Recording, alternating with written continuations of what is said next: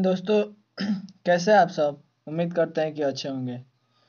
चलिए आज हम लोग देखेंगे जैव विविधता के पोषण चैप्टर। ठीक है, इसमें पोषण चैप्टर जैव विविधता या जैव प्रक्रम होता है। पोषण चैप्टर का हम लोग VVI ऑब्जेक्टिव क्वेश्चन करेंगे बोर्ड एग्जाम के व्यू से। यह एग्जाम के लिए इसमें से मतलब लगभग 50% जरूर पूछ सकता है। तो आप सब इसको लास्ट तक बने रहिए और आप सब इसको ध्यान से देखिए। ठीक है, सबसे पहला क्वेश्चन हम लोग देखते हैं। प्रकाश संश्लेषण की क्रिया होती है कवकों में कि जंतुओं में कि हरे पौधों में कि परजीवियों में। तो प्रकाश संश्लेषण की क्रिया हरे पौधे में होती है। किसमें होती है? हरे पौधे में होती है। प्रकाश संश्लेषण की क्रिया हरे पौधों में होती है। नेक्स्ट हम लोग देखते हैं, मनुष्य में मांसाहारी जीव निम्नलिखित में किसका पाचन नहीं कर पाते हैं? प्रोटीन का कि सेलुलोज का कि वसा का कि इनमें कोई नहीं। तो सेलुलोज का पाचन नहीं कर पाते हैं। मनुष्य और मांसाहारी जीव सेलुलोज का पाचन नहीं कर पाते हैं। नेक्स्ट देखते हैं,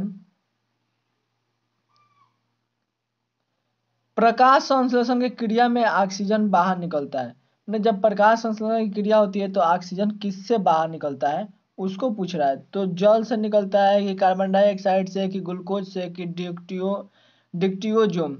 तो जल से बाहर निकलता है। ऑक्सीजन कहाँ से बाहर निकलता है? जल से बाहर निकलता है। नेक्स्ट देखते हैं,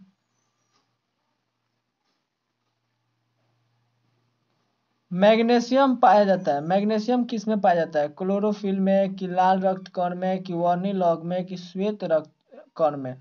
तो क्लोरोफिल में मैग्नीशियम पाया जाता है। ठीक है, अगला देखते हैं,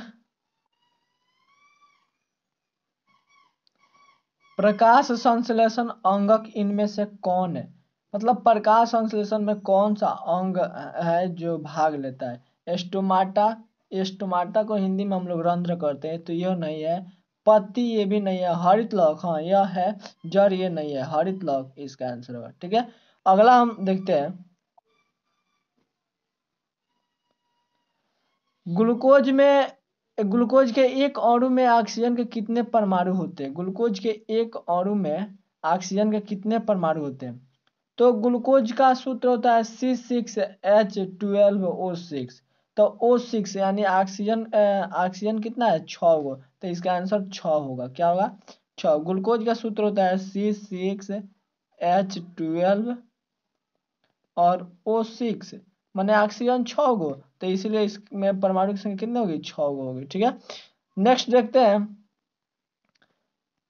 कवक में पोषण की कौन सी विधि है? स्वपोषी की मृतजीवी की समभोजी की इनमें से कोई नहीं। तो मृतजीवी, कवक में कौन सा पोषण होता है? तो मृतजीवी। और मृतजीवी किसका प्रकार है? तो परपोषण का। परपोषण का प्रकार मृतजीवी है। ठीक है, परपोषण का प्रकार मृतजीवी है। नेक्स्ट देखते हैं,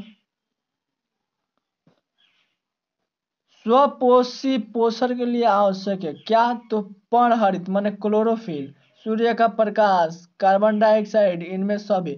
तो बाबू स्वपोषी पोषण के लिए प्रकाश संश्लेषण क्रिया के द्वारा स्वपोषी में पोषण होता है, जिसमें परहरित भी चाहिए, सूर्य का प्रकाश भी चाहिए, कार्बन डाइऑक्साइड भी चाहिए। तो इनमें से सभी हो जाएगा। ठीक है, अगला देखते हैं हम लोग, प्रकृति में ऑक्सीजन का संतुलन कैसे बना रहता है? संयोजन क्रिया के, प्रकाश संश्लेषण क्रिया से कि अपघटन से कि इनमें से कोई नहीं। तो प्रकाश संश्लेषण प्रक्रिया द्वारा पेड़ पौधे कार्बन डाइऑक्साइड को लेते हैं और ऑक्सीजन को छोड़ते हैं, जिससे ऑक्सीजन का संतुलन हमेशा बना रहता है। नेक्स्ट देखते हैं हम लोग, पीतरस भोज्य पदार्थ का विखंडन करता है। पीतरस भोज्य पदार्थ का विखंडन करता है।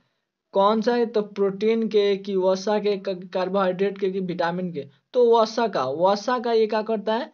विखंडन करता है। ठीक है, नेक्स्ट देखते हैं, पाइसीकरण क्या है? पाइसीकरण, तो पाइसीकरण एक प्रक्रिया है जिसमें वसा के जटिल अणुओं को सरल ड्रॉपलेट्स में रूपांतरित किया जाता है। ठीक है, कि जटिल प्रोटीन का विखंडन, ये नहीं है।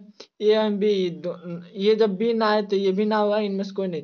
पहला है इसका आंसर होगा, ठीक है। इसमें क्या होता है कि वसा के जो जटिल अणु होते हैं उनको सरल ड्रॉपलेट्स में बदल दिया जाता है, ठीक है। अगला हम लोग देखते हैं,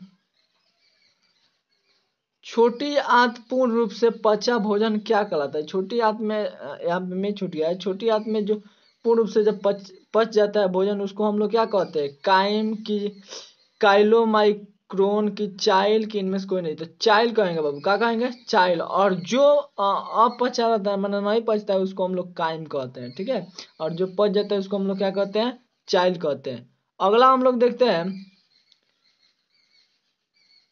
पेप्टिक अल्सर हो सकता है। पेप्टिक अल्सर हो सकता है क्योंकि सामान्य भोजन खाने से, कि कम भोजन खाने से, कि लंबे समय तक भूखे रहने से, कि इनमें से कोई नहीं। तो लंबे समय तक भूखे रहने से पेप्टिक अल्सर हो सकता है। अगला हम लोग देखते हैं, अमाशय के जठर रस में पाए जाते हैं। अमाशय के जठर रस में क्या पाया जाता है, हाइड्रोक्लोरिक अम्ल की, श्लेष्मा की, पेप्सिनोजेन की, इनमें से सभी। तो जठर रस में ये सभी पाए जाते हैं। हाइड्रोक्लोरिक अम्ल भी पाए जाते हैं जिसको HCl हम लोग कहते हैं, और ये श्लेष्मा भी पाई जाती है, पेप्सिनोजेन भी पाया जाता है, यानी इनमें से सभी। अगला हम लोग देखते हैं, प्रोटीन का पाचन शुरू होता है कहाँ से, ग्रास नली से, कि अमाशय की, कि ग्रसनी के, कि अग्न्याशय से। प्रोटीन जो होता है उसका पाचन कहाँ से शुरू होता है, तो प्रोटीन का पाचन बाबू ना अमाशय से शुरू होता है। कहाँ से शुरू होता है, अमाशय से प्रोटीन का पाचन शुरू होता है। अमाशय आप लोग मान लीजिएगा। अगला हम देखते हैं, पाचन की क्रिया पूर्ण होती है। पाचन की क्रिया कहाँ पे पूर्ण होती है, अग्न्याशय में, ये गलत है। बड़ी आंत में नहीं, बड़ी आंत में जल का अवशोषण होता है। छोटी आंत में, हाँ ये सही है। ग्रास नली, ये गलत है। तो कहाँ, छोटी आंत में। छोटी आंत में पाचन की क्रिया पूर्ण होती है। अगला हम लोग देखते हैं, अमाशय के अग्रभाग, अग्रभाग भाग को क्या कहा जाता है। अमाशय के जो अगला भाग होता है उसको क्या कहते हैं, पाइलोरिक, की, कार्डियक, की, फुंडिक, की, एपिग्लोटिस। तो कार्डियक कहते हैं, और जो पश्च भाग होता है उसको फुंडिक कहते हैं। अग्र भाग को क्या कहते हैं, कार्डियक, ठीक है। अगला देखते हैं हम लोग, मुख गुहा। मुख गुहा का पिछला भाग कहलाता है क्या, तो मुख गुहा के बाद से क्या आता है, ग्रसनी, ये सही है। ग्रासनली गलत है, ग्रहणी गलती है, अग्न्याशय गलती है, ये ग्रसनी सही होगा। अगला हम लोग देखते हैं, छोटी आंत एवं बड़ी आंत के जोड़ पर पाई जाने वाली एक छोटी नली नुमा रचना को क्या कहते हैं।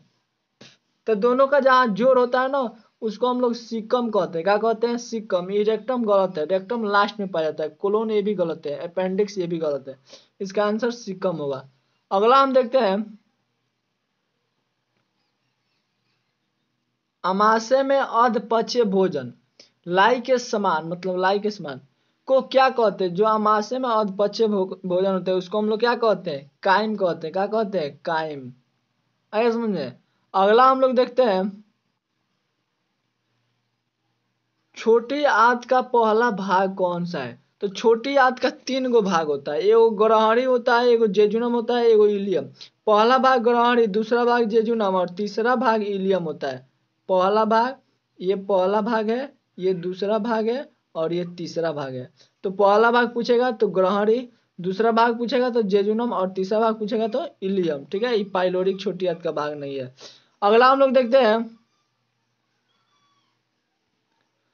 कौन अमाशय से आने वाली अम्लीय भोजन को क्षारीय बनाता है। तो यकृत से स्रावित पित्तरस, जो पित्तरस होते हैं, यानी पित्ताशय, यकृत के अंदर पित्ताशय रहता है, और पित्ताशय से स्रावित होता है पित्तरस। यही क्या करता है, अमाशय से जो अम्लीय भोजन आता है उसको क्षार में बदलता है। यही सही होगा, ठीक है। अग्न्याशय का अग्नाशिक रस ये गलत है। अमाशय का जठर रस ये भी गलत है। इनमें से सभी गलत है। तो क्या होगा, यकृत से स्रावित पित्तरस, ठीक है। अगला हम लोग देखते हैं, अग्नाशिक रस में पाया जाता है। अग्नाशयिक रस में क्या पाया जाता है, ट्रिप्सिन, ट्रिप्सिन एंजाइम की, लाइपेज एंजाइम की, एमाइलेज एंजाइम की, इनमें से सभी। तो इनमें से सभी पाए जाते हैं, ठीक है। ट्रिप्सिन भी पाया जाएगा, लाइपेज भी पाया जाएगा, और एमाइलेज भी पाया जाएगा, ठीक है। अगला हम लोग देखते हैं, लाइपेज एंजाइम क्या करता है? तो लाइपेज एंजाइम वसा को वसा अम्ल और ग्लिसरॉल में बदलता है। लाइपेज क्या करता है? वसा को वसा अम्ल और ग्लिसरॉल में बदलता है। चलिए, अगर आप इस चैनल पे नए हैं तो इस चैनल को सब्सक्राइब कर दीजिएगा और अपने दोस्तों के बीच शेयर कीजिएगा। नेक्स्ट हम वीडियो देखते हैं। बड़ी आंत का पिछला भाग क्या कहलाता है? तो मलाशय। बड़ी आंत का जो पिछला भाग होता है वो क्या कहलाता है? मलाशय। इसी को हम लोग कहते हैं रेक्टम। क्या कहते हैं? रेक्टम। रेक्टम। अगला हम लोग देखते हैं, अमीबा में भोजन का अंतर्ग्रहण किसके द्वारा होता है? कोशिका मुख से, कि सिलिया से, कि कुटपाद से, तो कि गुदा द्वार से? तो अंतर्ग्रहण उसमें ना कुटपाद के द्वारा होता है। किसके द्वारा होता है? अमीबा अपना भोजन किसके द्वारा करता है? कुटपाद के द्वारा करता है। अमीबा अपना भोजन किसके द्वारा करता है? तो कुटपाद के द्वारा। सिलिया किस में है? तो पैरामीशियम में। पैरामीशियम पूछेगा तो सिलिया, अमीबा में पूछेगा तो कुटपाद। अगला हम लोग देखते हैं, निम्न में से कौन सा एंजाइम लार में पाया जाता है? ट्रिप्सिन, की पेप्सिन, की टाइलिन, की काइमोट्रिप्सिन? तो टाइलिन पाया जाता है। ठीक है, ये गलत है, ये भी गलत है, ये भी गलत है, ये टाइलिन पाया जाता है। अगला हम लोग देखते हैं, मनुष्य के मुख गुहा में कितने जोड़े लार ग्रंथियां पाई जाती है? 4, की 1, की 2, की 3? तो इसका आंसर 3 जोड़ा। 3 जोड़ा होगा। ठीक है, बाकी गलत है। 4 भी नहीं होगा और 1 भी ना होगा, 2 भी ना होगा, 3 सही होगा। अगला हम लोग देखते हैं, कौन सा एंजाइम वसा प्रक्रिया करता है? पेप्सिन, की ट्रिप्सिन, की लाइपेज, की एमाइलेज? तो लाइपेज करता है। ठीक है, बाकी ये तीनों गलत। लाइपेज करता है। अगला हम लोग देखते हैं, पैरामीशियम में भोजन का अंतर्ग्रहण शरीर के किस रचना से होता है? अभी हम उसके ऊपर बताए, सिलिया के द्वारा भोजन फंस के आता है और उसमें पैरामीशियम में भोजन के लिए एक विशेष अंग पाया जाता है जिसे हम लोग कोशिका मुख कहते हैं, और कोशिका मुख द्वारा ही भोजन का अंतर्ग्रहण होता है उसके शरीर के अंदर। आगे समझ में? अगला हम लोग देखते हैं, इनमें किस रचना के कारण मुख गुहा से भोजन श्वास नली में नहीं जा पाता है?